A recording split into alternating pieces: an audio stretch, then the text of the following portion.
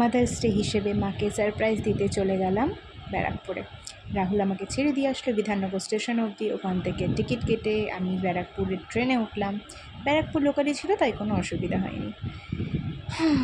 অপেক্ষা, ট্রেনটা টিকিট করতে করতে ব্যারাকপুর স্টেশনে ঢুকলো।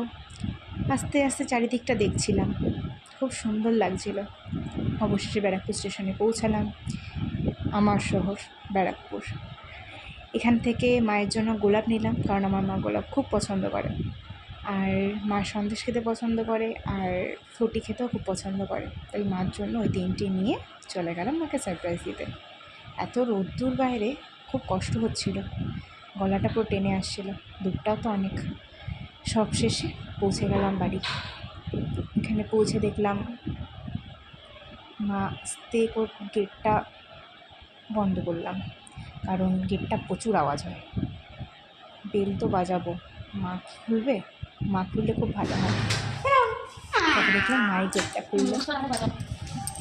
মায়ের কাছে অনেকগুলো হাম্পি খেলাম, খেয়ে মাকে গিফটটা দিলাম। মা আবার একটা হাম্পি দিল আমায়। আমার সোনা মা, লাভ ইউ মাম্মা।